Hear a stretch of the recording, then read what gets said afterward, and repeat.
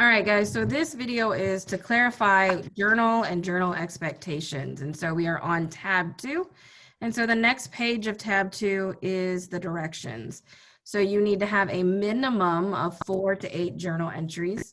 Each entry must be a minimum of 1 to 2 well-developed paragraphs. So that means we're not looking for baby paragraphs. We're looking for some depth, some thought. Generally, I think both Whitworth and I say a minimum, a paragraph at a 10th grade level would minimum be 5 to 7 sentences. If you have some really good complex sentences, if all you have is 5 simple sentences, it's not enough.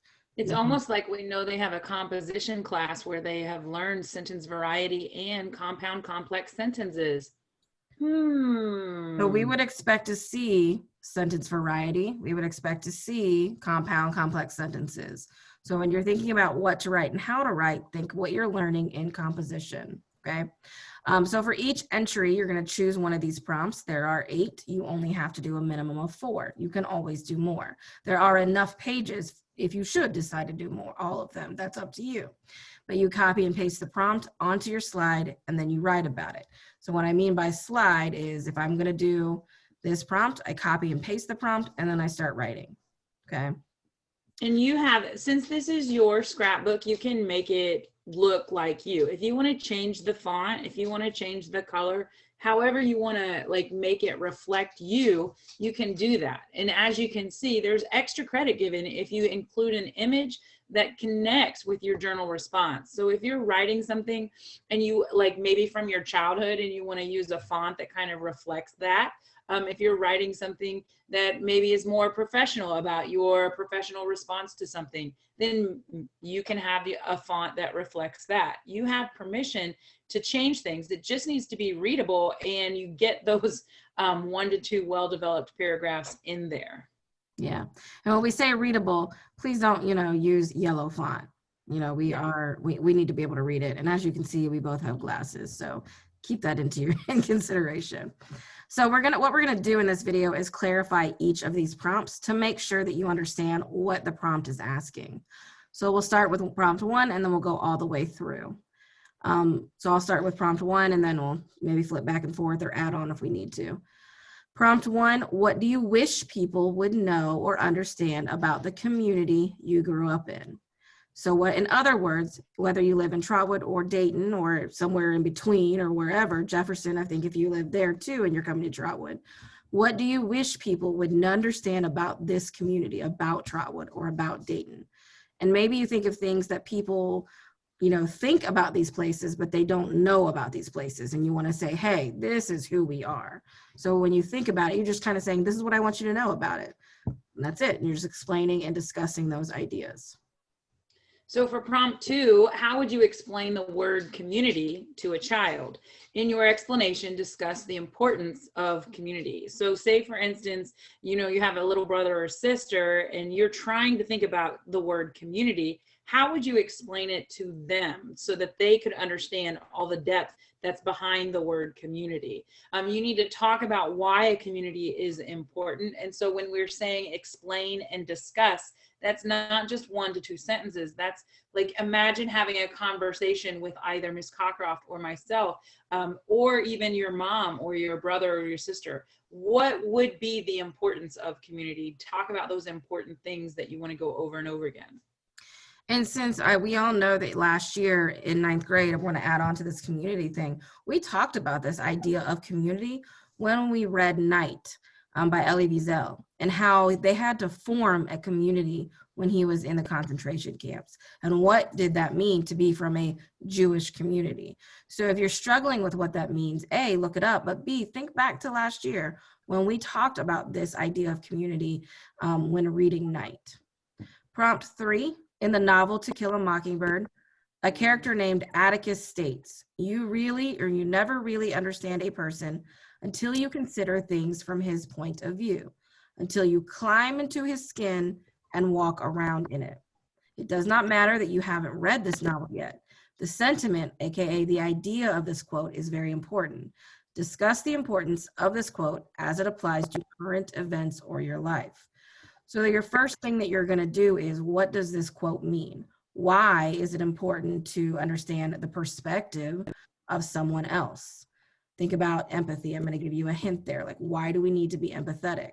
But number two, you got to think, how does that quote relate to events that are happening right now in the United States in 2020 or in the world in 2020? So pick a couple of events and explain why this quote is important to that, why we need to keep that in mind. Okay, prompt 4 is to think about your favorite family story. This is the one that's been told over and over again in your family. The story is something that may have something that has been passed down from generation to generation. Everybody has heard it, but still wants to hear it. Retell that story using sensory language. Feel free to interview family members to help you tell the story. This is the part that connects to a different part of your scrapbook. So you are going to be able to do family interviews, and maybe you can talk about this story or what story is important to them. Do they think about, do they remember? I remember over years and years and years, my mom telling the same story, and when we would get to the next family reunion, they'd beg her to tell the same story about her apple stack cake. So this is something that may not mean anything to anybody else, but it does add kind of flavor to your own story and then your family. So you want to use as much sensory language as you can. Think narrative, okay? Prompt 5, respond to the following quote by writer Graham Swift. Only animals live entirely in the here and now. Only nature knows neither memory nor history, but man or mankind. Let me offer you a definition. Is the storytelling animal? You're going to respond to this, and your response can include an explanation of what you think it means, whether you agree or disagree, and or your thoughts about the importance of the quote as it relates to your life.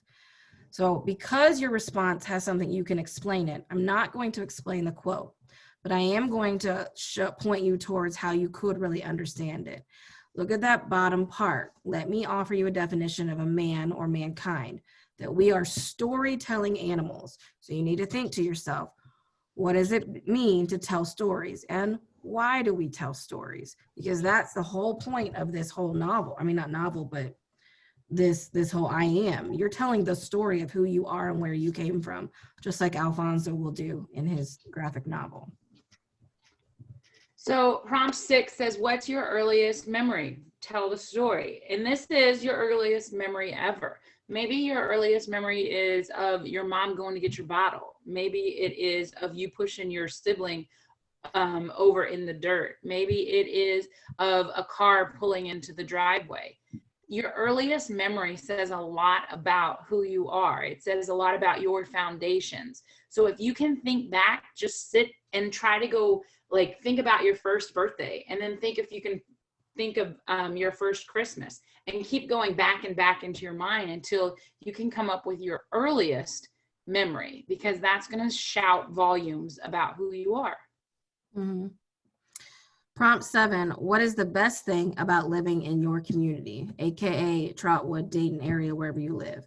So think about the best thing. You know, we often think about what is negative. Like, so I think human beings, we sometimes go to the, ooh, this can change, or we could get, do something better here. But now we want you to flip that on its head, and we want you to think about what is the best thing about this community. And you just talk about it. And the last prompt that we're offering you guys is prompt number 8. If you could travel back in time and talk to Mr. Higgins, the founder of Trotwood, which I hope by this point you all know who this guy is. Do you think he would be happy about where our community is today? Discuss and explain your ideas. Again, if we were going back in time, Mr. Higgins, he actually wanted to name Trotwood Higgins Station, but he wasn't allowed to. So they changed it to Trotwood. You should probably figure out why they changed it to Trotwood. I'm not going to tell you that. But if you could have a talk with him, do you think he would be happy about where this community is right now and what's going on in our community right now? And that's pretty much it. So you can listen to this video as many times as you want so that you can hear our clarification. But this whole journal section it's to make you think and to help you get towards that I am poem. Because what you can do once you get to the poem, You can look back at your journal entries and you can say, ah, I could put this in my poem, or I could put that in my poem. So there is a purpose for these journals. And you've got a little bit of freedom here. So because it says you have a minimum of 4 to 8 journal entries, if you are long-winded and you want 8 journal entries, go for it. Write 8 journal entries. Nobody's stopping you. But if you are like, hey, I'm just going to do the minimum, that's all I've got in me, and you choose 4, but you don't really like the first 4, you don't have to choose the first 4. You can go out of order. Just tell us which prompt you are. So just say prompt 1. And then if on page 2, it could say prompt 6. Just pick the prompt that you resonate the most with. Okay. All right. See you in the next video.